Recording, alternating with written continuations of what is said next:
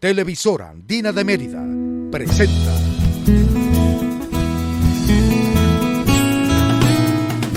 Buenos Días.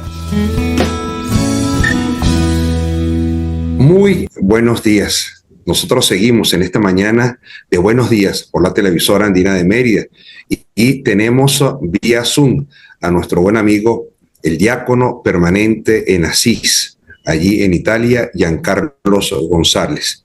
Giancarlos González creo que ya es muy conocido en los últimos días, pero también antes era muy conocido por toda la labor que ha desarrollado desde su vida audiovisual, pero también desde su vida religiosa y de servicio hacia los demás. Giancarlos, qué placer estar contigo en este momento conversando sobre temas tan interesantes como los recientemente ocurridos en la Ciudad del Vaticano, en Roma. Muy buenos días. Buenos días, Jorge, a ti, a todos los televidentes de la televisora Andina de Mérida que siguen a diario tu programa y toda la información que les envías a cada uno de ellos.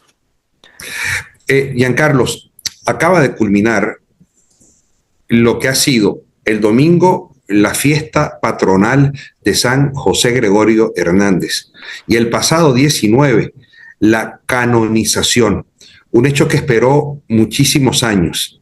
Creo que una causa que comenzó al final de la década de los 40 del siglo pasado, pues culmina el 19 de octubre del año 25, luego de un importante esfuerzo que hizo el cardenal Baltasar Enrique Porras Cardoso, que en términos peyorativos, pero en términos literales y pragmáticos, se echó la causa al hombro y logró la canonización del médico de los pobres.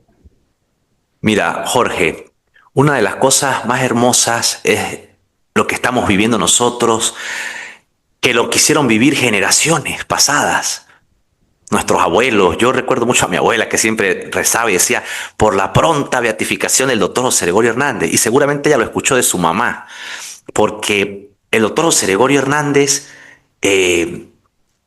ha sido un santo antes de ser canonizado, ¿no? Había una cosa de la gente con él impresionante, ¿no? Y yo creo que ese segundo milagro que hizo falta, que el Papa Francisco prácticamente no lo necesitó, sino que simplemente por un decreto papal, que puede hacerlo el Papa, como pasó con San Francisco de Asís, por allá en el siglo XIII, y con otros muchos más seguramente, pero hago referencia a San Francisco porque estamos aquí en Asís.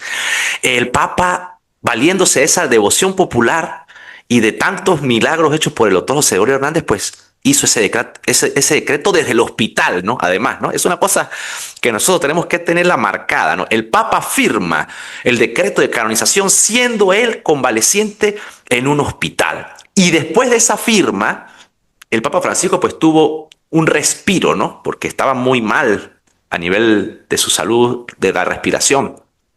Y fue después de esa firma que él tuvo una leve mejoría y bueno, y posteriormente pues fue enviado a Santa Marta, allá en el Vaticano, donde pasó sus últimos días hasta aquel lunes que el Papa fallece.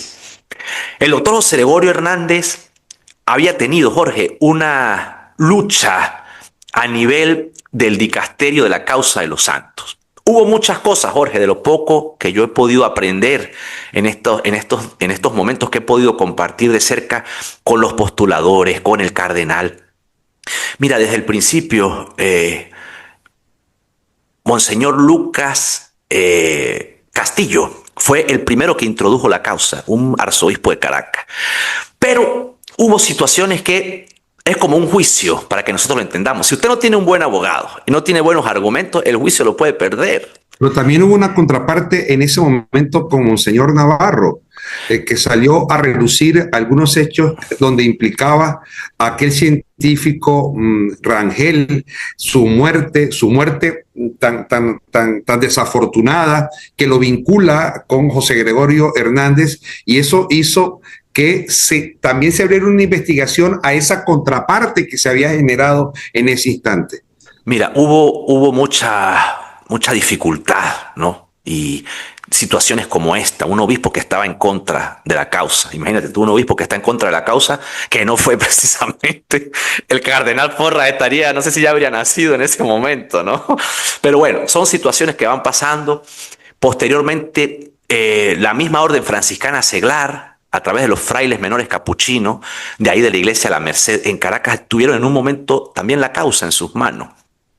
Y no es hasta la llegada del cardenal Porras, cuando lo nombran administrador apostólico de Caracas, que se crea un equipo, entre los cuales está el padre Geraldino, que ha sido el vicepostulador de la causa, la profesora Silvia, aquella señora argentina, muy simpática ella, muy querida, que ha llevado no solamente la causa de José Gregorio, llevó la causa de Carlo Acutis, por ejemplo, ¿no? Ahí estuvo ella el día de la canonización de San Carlo Acutis, entre otras causas. Y fue dar con ese milagro allá en los llanos venezolanos con la niña Yatsuri y poder confrontar lo que estaba pasando con esta niña con toda la parte científica que requiere la causa, ¿no? Y ha sido ese el milagro que nos regaló esa primera alegría de la canonización. Entonces, eso fue un logro muy importante, no solamente para la iglesia, Jorge, fue un logro muy importante para el pueblo venezolano en general, porque a José Gregorio le rezan hasta los ateos. A mí me da risa, ¿no? Porque es una cosa que José Gregorio, como decíamos, señor Porras, amalgama a toda la gente con diferentes tendencias y creencias de fe y hasta ideológicas, podríamos decir. Entonces, eso Ahora, es... Giancarlo, Ajá. comienza la fecha, y la fecha la coloca el Papa León XIV. Una vez electo, pues hay una importante reunión, y en esa importante reunión que él convoca se arma el cronograma de canonizaciones, y el 19 de octubre pues le toca el turno a San José Gregorio Hernández y a Santa Madre Carmen Rendiles, dos venezolanos entre 7 personas, 7 seres humanos que vivieron la santidad, que tuvieron sus virtudes heroicas para ser santos y que logran ese momento tan especial. Ahora, comienza a prepararse todo esto en el Vaticano. Comienzan a bajarse los lienzos de los nuevos santos. Comienza la emoción. Comienzan los venezolanos a llegar, unos y otros. ¿Cómo se vivió eso? Cuéntanos un poco esa historia. Mira, Jorge, eso fue una cosa muy emocionante porque hay que reconocer que la diáspora venezolana es muy grande. Es decir, los venezolanos estamos en todo el mundo en este momento, y el que pudo ahorrarse para comprar el boleto y venir desde Estados Unidos, desde Argentina, desde Colombia, los que vinieron de España, de distintas latitudes, y aparte los que vivimos aquí en Italia, pues prácticamente el Vaticano fue invadido por el pueblo venezolano, con sus características, con sus gritos, con sus banderas, con la belleza de la gente, con esa fuerza que tenemos nosotros los venezolanos que nos caracteriza donde vamos. Eso fue un ambiente primero muy bello, porque creo que ha sido un primer evento en estos últimos 10 años, por decir una fecha, en el cual los venezolanos se encuentran para algo bonito, ¿no? No en ámbitos políticos, sino en ámbitos religiosos. Y yo creo que eso nos habló y le habló al mundo, y se ratifica esa acertada decisión del Papa Francisco de haberlo elegido por devoción popular. Mira, yo le he dicho en varios encuentros que cada vez que decían el nombre de José Gregorio Hernández en la Plaza de San Pedro, la plaza parecía que se iba a caer, y los sacerdotes y los que estaban sirviendo allá en el altar, gente que no tiene nada que ver con Venezuela, que estaban ahí por otros santos, se miraban y decían, pero ¿qué es esto, no? ¿Quién es este hombre, no? Porque estábamos canonizando a 2 santos venezolanos, la Santa Madre Carmen Rendiles, que también sus actos heroicos como religiosa, con las dificultades que tuvo, con su dificultad de la falta de su bracito izquierdo, y todo lo que significó para ella fundar una congregación que sigue dando frutos hoy. Yo mismo, cuando estudié en el Seminario Menor de Mérida con el hermano Jerez, quienes nos daban la comida a nosotros, las 3 comidas eran las hermanas, fundadas por la Madre Carmen Rendiles, el colegio allá abajo en la parroquia, el colegio del Rosario. Es decir, eso es una cosa que estaba viva, pero la tenían como en secreto, no conocíamos a la Madre Carmen Rendiles, yo lo confieso, ¿no? Es decir, muchas personas vinimos a conocer a la Madre Carmen cuando salió su beatificación, pero bueno, ¿quién es esta señora, no? Era ella, esa mujer que luchó y que yo invito a las personas a que comiencen un poquito a estudiarla, a seguir lo que ella hizo, porque es yo lo decía también, Jorge, uno se vuelve poeta con todas estas cosas que va viviendo. Yo decía, a Venezuela le han premiado por las mujeres más bellas. Bueno, fuimos premiados el 19 de julio con la mujer venezolana más bella que ha existido en la historia de la belleza femenina venezolana, porque es la primera mujer que llega a la santidad. Y esa belleza espiritual es lo que tal vez nos está haciendo falta a muchos de nosotros. Nos preocupamos por la belleza física, pero nos estamos olvidando de esa belleza espiritual que la Madre Carmen nos dice, pero miren, este es el camino que hay que seguir. Ahora, en lo personal, ¿cómo fue la experiencia, Giancarlos? Porque te vimos con el cardenal Porras, te vimos además en la audiencia privada con el cardenal Porras. Luego estuvieron en la universidad el viernes en la tarde, hora de Italia, con el cardenal Porras. Y posteriormente, pues apareces en la Eucaristía, en esa celebración tan emocionante, tan hermosa de la canonización, apareces jugando un rol bien interesante. ¿Cómo fue eso? ¿Cómo se articuló todo aquello que le permitió representar a la merideñidad, pero representar a todos los venezolanos al lado del Papa León XIV, en aquel altar rodeado de personas de muchas nacionalidades, pero de muchos venezolanos, y atrás aquellos tapetes que estaban colgando con los nuevos santos? Mira, Jorge, estas son cosas que Dios escribe para las personas y uno ni se imagina lo que tiene Dios planificado para cada uno. Haber acompañado al cardenal en mi condición de diácono, los diáconos, en nuestra función es servir a la iglesia. Y primeramente servimos a los obispos, no a los sacerdotes. No, a los sacerdotes les colaboramos, pero servimos a la iglesia, a los obispos. Porque fueron los apóstoles los que crearon a los diáconos. Por eso es que hay una relación muy estrecha entre el diácono y el obispo. Ustedes ven, por ejemplo, el Papa viene acompañado primeramente por los diáconos, son los que lo acompañan, porque están configurados para atender al obispo de Roma. Como diácono he tenido que servir al cardenal Porras y servirle al país en este tema de la causa. Ya desde otras visitas que hizo el cardenal pude acompañarlo en una reunión, por ejemplo, que había un posible milagro que al final no caminó porque salió, gracias a Dios, la devoción popular. Cuando el cardenal llega a Roma, yo fui a buscarlo al aeropuerto, hicimos la agenda, todo, y entre la agenda teníamos una visita el martes a la Cartuja del doctor José Gregorio Hernández, donde estuvo él durante un año tratando de ser un monje trapense. Hace referencia, abro paréntesis, sí, en el discurso que no dio, en la homilía que no dio el pasado domingo en Isnotú, hace referencia a esa visita a la Cartuja y a que usted, el diácono Giancarlos González, le va a llevar una reliquia de primer grado a ese lugar donde entraron, a ese pequeño receptáculo donde por algún tiempo permaneció José Gregorio Hernández y donde hoy permanece una pequeña fotografía de él. Mira, Jorge, eso fue una cosa muy bella. Creo que ha sido de las cosas bellas, esa ha sido la primera. Entrar a esa Cartuja, entrar al lugar donde estuvo el doctor José Gregorio Hernández, que nos abriera la puerta un monjecito, como fue él en aquella época, un monjecito, y abre la puerta y lo primero que dice en italiano, dice, yo soy un gran devoto a Fray Marcelo, dice el muchacho, ¿no? Fray Marcelo era el nombre de religioso que se puso José Gregorio Hernández estando aquí en la Cartuja de Lucca. Ver la foto de José Gregorio ahí como la veía en la casa de mi abuela, en mi casa, ver esa foto ahí, ver aquello que él nos explicaba, aquí dormía José Gregorio, aquí rezaba, después el superior mostrándonos cada parte del convento y el hecho de llevarle la reliquia, porque Monseñor le ofreció la reliquia al monje que tiene un reliquiario hermoso ahí dentro de la Cartuja, y aquí yo la tengo conmigo en este convento donde yo trabajo aquí en Asís para llevarla próximamente hasta la Cartuja y entregársela a ellos y que puedan tener también ellos esa reliquia de ese hombre que pasó por ese lugar tan bonito que es la Cartuja de Lucca, de Forneta. Eso fue parte de la agenda. Eso fue parte de la agenda. Después, al día siguiente, teníamos la audiencia privada con el Papa. Es decir, el cardenal Porras en su condición de cardenal, en su condición de, digamos, como uno de los principales de la Iglesia Universal, aunque ya pasó los 80 años que le permiten estar en el gobierno, en este caso de una arquidiócesis, como estuvo en Caracas y en Mérida anteriormente, pues él sigue siendo una persona que tiene como tarea el asesorar, el acompañar, el dar consejos también al sumo pontífice en su gestión.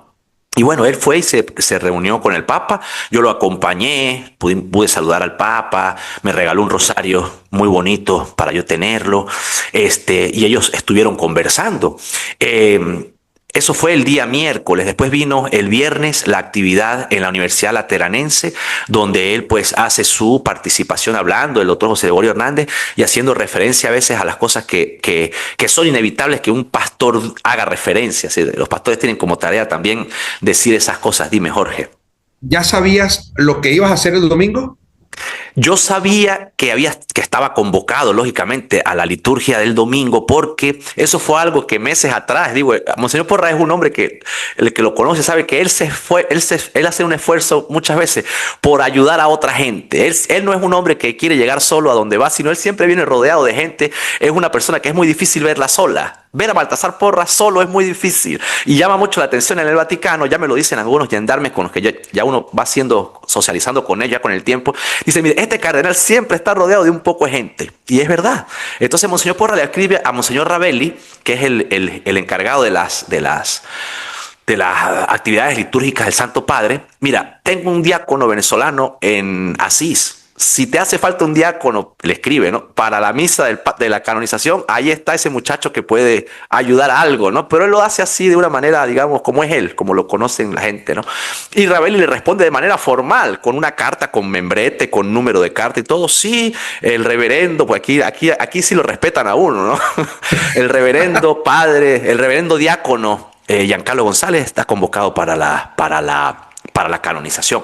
Yo llego el sábado al ensayo y yo no sabía el día anterior qué era lo que yo iba a hacer, porque son 6 diáconos, 2 diáconos que hacen la palabra, 2 diáconos que están ahí sin hacer nada, simplemente ahí al lado del Papa, ahí rezando al lado del Papa, y 2 diáconos que son los principales que sirven al altar. La sorpresa mía es cuando a mí me entregan la tarea de ser el diácono principal del altar. Eso me tomó por sorpresa, ¿no? Porque normalmente esos diáconos que hacen eso son los diáconos transitorios. Recuérdense que los diáconos, somos hasta la muerte. Inclusive el Papa sigue siendo un diácono. ¿Qué pasa? Que para poder usted llegar a la orden presbiteral tiene que pasar primero por el diaconado. Es decir, es algo obligatorio por el tema del servicio, pero usted sigue siendo un diácono. A algunos sacerdotes se les olvida el sentido del servicio, otros lo viven hasta el fin de su vida y los obispos también, y como pongo ejemplo también el Papa, son diáconos ellos también.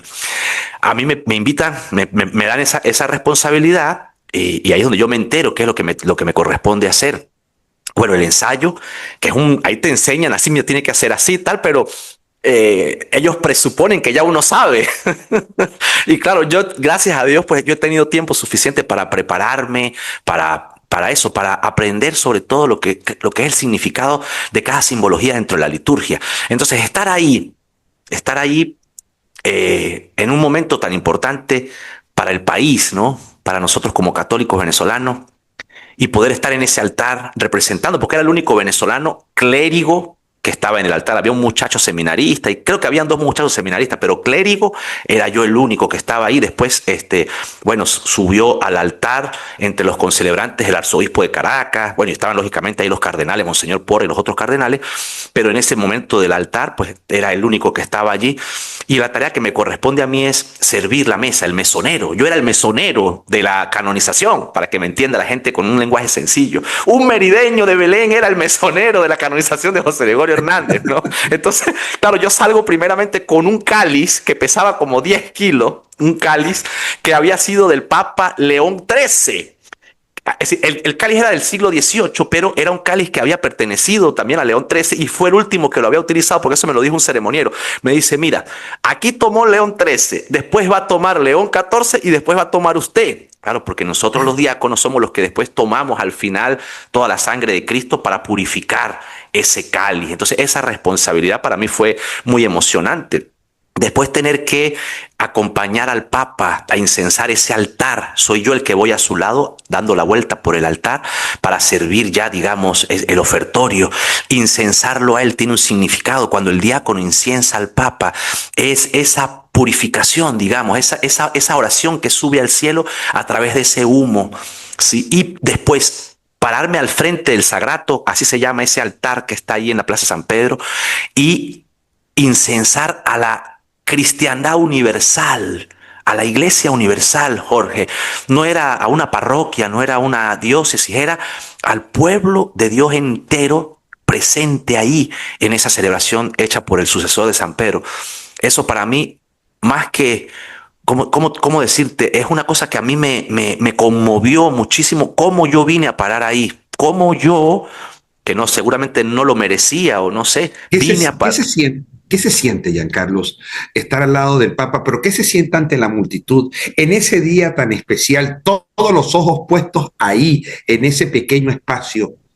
Mira, Jorge, yo no sentí, si te digo la verdad, yo estaba en una situación que yo la recuerdo hoy con nubes alrededor. En mi recuerdo eso queda con nubes porque no tuve nervios, es decir, el nervio que puede tener una persona de salir a presentarse, no, ese no hubo en mí ese nervio, pero sí había una preocupación. Es decir, una preocupación por lo que eso significaba, lo que yo estaba haciendo ahí. Y yo tenía conmigo tantas personas enfermas, tantas personas que le habían mandado un mensaje a uno. Y uno trata como de pensar, ¿no? Sobre todo las personas que sufren, las personas que se han tenido que ir, las personas que no pudieron ver esta canonización, ¿no? Eso estuvo presente en mi pensamiento, ¿no? Y después, bueno, al desarrollo de la Eucaristía, el Papa le da la paz a los cardenales que están concelando con él y al primero que le da la paz después es al diácono principal. El Papa me agarró duro así. Y él me dijo unas palabras allí de paz, ¿no? Después, el momento de la comunión, el Papa comulga y al primero que le da la comunión él es al diácono que le está asistiendo. Entonces yo pude recibir la comunión del Papa León. Y bueno, eso, decirlo puede sonar antipático, ¿no? Porque es una cosa que yo se lo decía a un amigo mío que no entiende de estas cosas de la fe, ¿no? Entiende más de fútbol, ¿no? Yo le decía a él, bueno, imagínese que usted es un futbolista y fue a un mundial y ganó el mundial. Entonces, así, suena banal, ¿no? Y suena hasta tonto, ¿no? Pero era una emoción para mí como católico, como diácono, como alguien que se había formado toda su vida y que el Señor me ha venido mostrando el camino poco a poco. Y bueno, me puso ahí y me siento feliz de eso, pero repito, como lo he dicho en otras oportunidades, lo importante no fue eso. Para mí lo importante era que a partir de ese momento teníamos dos santos que no teníamos, dos santos venezolanos que no existían y que habían sido ya inscritos en el libro de los santos de la Santa Madre Iglesia Católica. Giancarlos, ¿qué se respira al lado del Papa? ¿Qué respira el Papa? ¿Qué emite el Papa León? Yo creo que a mí sí algo, yo cuando te vi lo pensé mucho, ¿no? En esa madrugada venezolana, en esa madrugada cálida venezolana, Mario Eugenio y yo pues pegamos el salto, imagínate tú, Maru, pegó aquel salto inmenso y bueno, ¿qué se respira? ¿Qué emana de su santidad? Mira, el Papa León emana una convicción y una fortaleza ante la responsabilidad que tiene. Yo siento en el Papa León fuerza. Es un hombre que tiene una gran fuerza espiritual y es un hombre que está consciente de la responsabilidad que tiene en este momento histórico del mundo, porque es una responsabilidad ante el mundo. En él siento esa fuerza y esa seguridad de sentirse acompañado. Yo tengo que decir una cosa que es importante decirla. Al Papa lo acompañan dos venezolanos. Dos venezolanos están muy cerca de él. Uno, un venezolano de nacimiento del Zulia, que es el sustituto de la Santa Sede, que es Monseñor Edgar Peña Parra, que digamos es uno de los hombres más cercanos en este momento al Santo Padre. Y el otro venezolano que no nació en Venezuela, pero que se siente más venezolano que muchos de nosotros, que es el cardenal Pietro Parolin, que con el tiempo que vivió en Venezuela tuvo suficiente para enamorarse de nosotros como venezolanos, de nuestra cultura. Él se emociona cuando, por ejemplo, él cuando viene el cardenal lo invita siempre a un encuentro, un almuerzo, cualquier cosa, siempre comparte. Igualmente Monseñor Edgar Peña. Son muy cercanos a la iglesia venezolana, ellos dos. Y a ellos le debemos buena parte de que esto haya llegado a buen fin. Porque ellos estando ahí, pues fueron los que, digamos, en ese momento de enfermedad del Papa, pues le recordaron, mire, Santo Padre, tenemos pendientes entre las tareas el decreto de canonización del doctor José Gregorio Hernández. Y el Papa, oh sí, y así fue como en esa clínica Gemelli de Roma, el Papa firmó el decreto, gracias, sobre todo, repito, a ese toque que hacía falta de parte de estos dos venezolanos que están ahí. Giancarlo, se acaba la celebración. ¿Y qué pasa con Giancarlo González? ¿Y qué pasa con el Papa? ¿Y qué pasa? ¿Qué sucede? Mira, Jorge, lo que pasó, a mí me da risa decir que tú me hagas esta pregunta porque termino la celebración de la canonización y yo quería compartir con la gente, porque hubo muchos venezolanos que yo no pude encontrar, hubo sacerdotes que vinieron de otras partes de Venezuela, los que pudieron salir, que lograron a través de ayudas de otros o las mismas contributos de algunas personas, y yo no los pude saludar. Yo tenía como responsabilidad asistir al cardenal. Y bueno, pues la situación, a veces el ambiente no permitió poder salir después de la celebración a compartir con la gente, sino que nos mantuvimos en un ambiente de mucha oración. Mire, esto es una cosa que la gente no sabe. El cardenal Porras lo conocemos por gobernar la arquidiócesis de Mérida, gobernó la arquidiócesis de Caracas, un hombre que ha tenido mucha participación en el ámbito político de Venezuela porque, repito, es parte de la obligación de estos pastores, no se pueden desligar de la realidad social y política de un país, o en este caso de una comunidad, no digamos país, de una comunidad. Pero el cardenal Porras es un hombre de mucha oración, es un hombre que se levanta temprano y lo primero que hace es la misa, reza sus laudes, reza el rosario. Mire, chicos, vamos a rezar, vente, vamos para allá. Entonces de repente llega a mediodía, se pone a rezar el Ángelus. Es decir, es un hombre que, aunque la gente no lo pueda creer, tal vez porque, repito, lo vemos en otras facetas, es un hombre de muchísima oración. Y los que lo conocen saben y dan fe de lo que yo estoy diciendo. Y después de ahí, pues nos fuimos al colegio donde él estaba hospedado y estuvimos ahí. Hubo una liturgia de las horas. Nos reunimos con algunos obispos venezolanos, entre esos el obispo de Trujillo, algunos sacerdotes venezolanos que se acercaron hasta allá y pudimos compartir y bueno, prepararnos ese mismo día. Había muchas preguntas, mucha gente me llamó, pude dar algunas entrevistas a algunas personas que me preguntaron y el día siguiente pues era la misa en la mañanita, la misa que fue presidida por el cardenal Pietro Parolin y ahí pues como que ya había, digamos, se había desencadenado ya un poco digamos, de rumores, de cosas con el tema político, que bueno, es inevitable, pienso yo, eso es algo que es inevitable por lo que vive Venezuela. ¿Eso enturbia el proceso? No. No, yo creo que no, yo creo que es parte de todo, Jorge, no sé cómo compararlo, porque a veces uno se puede equivocar haciendo una comparación, ¿no? Sobre todo en momentos tan delicados y tan sensibles como los que estamos viviendo, pero yo creo que eso forma parte de... Y lo vivimos nosotros como venezolanos, lo habrán vivido en otro momento países del este de Europa. Es decir, es algo que yo creo que forma parte de la situación. Tuvimos la misa con el cardenal Parolin, hubo la homilía que ha dado la vuelta al mundo, lo que dijo el cardenal Parolin, sumado a lo que había dicho el cardenal Porras en la Universidad Lateranense. Después, bueno, tuvimos nosotros la audiencia con el Papa el día siguiente, el martes, en la mañana. Es la audiencia, pero no era una audiencia para venezolanos, que eso fue otra confusión que hubo. Tal vez no se entendió el mensaje, ¿no? Era una audiencia para las 7 delegaciones de las 7 causas, eran 7 santos. Nosotros teníamos 2, pero habían 5 de otros países, entre esos Italia, había ¿cómo se llama? Bueno, otros países que estaban allí en esas delegaciones y estuvimos ahí. El Papa salió brevemente porque tenía otra agenda. Y se complicó un poquito la agenda del Papa ese día y pues dio el mensaje que tenía que dar y después ya terminó todo, acompañar al cardenal al aeropuerto y una vez que yo dejé al cardenal en el aeropuerto, pues ya yo dije misión cumplida y esa misma noche regresé a Asís y desde ese momento pues estoy aquí a seguir. ¿Lo haces en tren?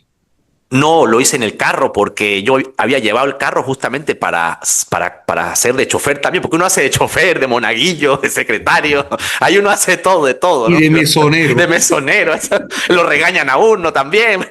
parte de todo, ¿no? Yo me río, ¿no? Y yo creo que uno hace hasta eso, ¿no? Hasta el momento agradable con el carácter de uno, pues. Entonces, Cuéntame dos detalles personales que no los puedo dejar de lado. Uno, tu familia. Háblame de tu familia, háblame de tu esposa y de tus hijos. ¿Qué sintieron? ¿Dónde estaban? ¿Te vieron?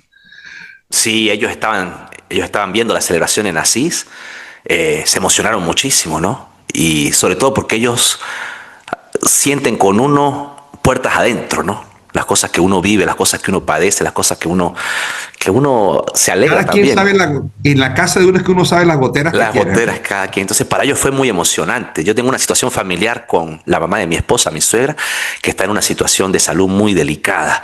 Entonces, sí, entonces esas cosas, pues a uno lo tocan también, ¿no? Pero aparte de mi familia, mis hijos, Tu bueno, mamá. mi mamá Betty, Tu que mamá. le mando saludos ahorita, que seguramente irá a ver este programa. Mi mamá, pues bueno, mi mamá en medio de su alegría, de sus sentimientos a veces mezclados, ¿no?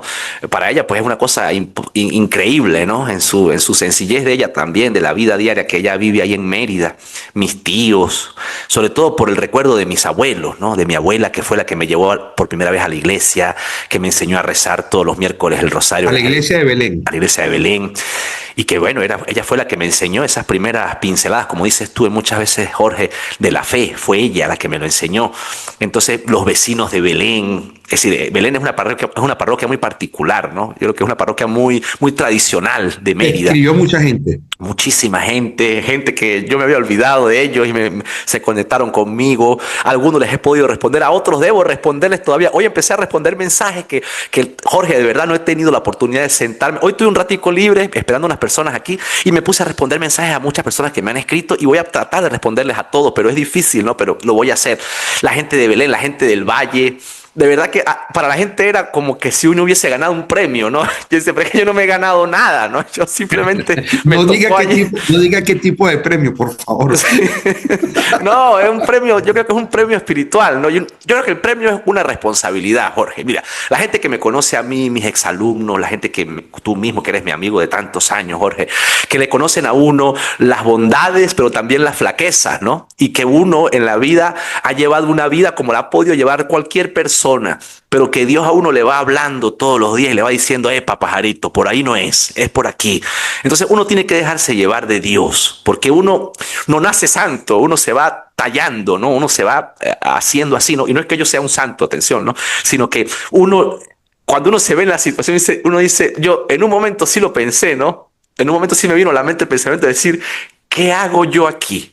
¿Qué hago yo aquí? Yo me lo pregunté en un momento, ¿qué hago yo aquí, Dios mío? ¿Qué me quiere decir Dios con esto? Entonces, más que un premio para mí es una responsabilidad. Es una responsabilidad como persona, como padre de familia, pero como diácono. Yo siento que tengo una misión como diácono. Los diáconos muchas veces han sido marginados, subestimados, echados a un lado. Y eso es una tarea que la estoy comenzando desde el jubileo de los diáconos que yo participé. Y en mis redes sociales, los que me siguen en las redes sociales se dan cuenta que yo trato de explicar lo que es el diácono, porque el diácono no es ni un medio cura, ni es un monaguillo de lujo, como decía el Papa Francisco, para decir que no teníamos que ser monaguillos de lujo, sino que somos configurados por los apóstoles, fuimos creados por los apóstoles y nuestra misión es servir en la palabra, en la caridad, en un principio a las viudas, ahora a los pobres en general. En el bautismo, asistimos al bautismo, somos los que bautizamos a los niños, somos los que anunciamos el evangelio, muchas veces hacemos la homilía, somos responsables de la Cáritas, somos responsables de asistir en las catequesis a la familia, somos responsables de hacer también las exequias a los difuntos, hacer el matrimonio, acompañar a los esposos en su matrimonio. Es decir, el diácono tiene una misión de servicio en la iglesia. No confesamos, no somos célibes todos. Hay unos que sí son célibes, como San Francisco de Asís, por ejemplo. San Francisco de Asís fue un diácono célibe, él no fue sacerdote. Él fue un diácono célibe, San Francisco. Por eso, para mí tiene un gran significado el diaconado. Es una cosa que yo la veo como una responsabilidad de parte de Dios y de la iglesia. Qué bueno, Giancarlos, haber conversado contigo.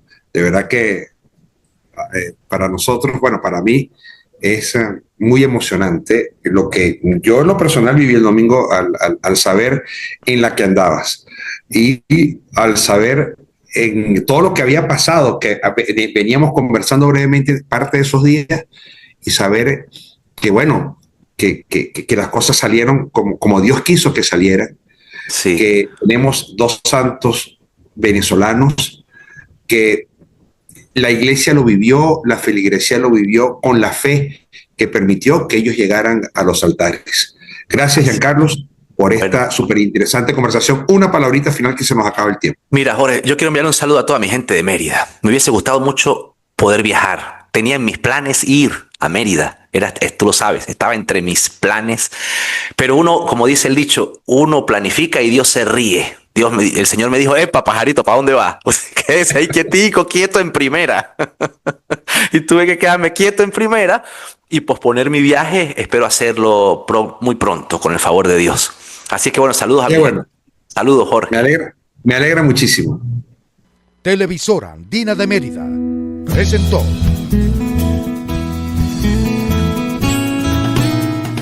Buenos Días.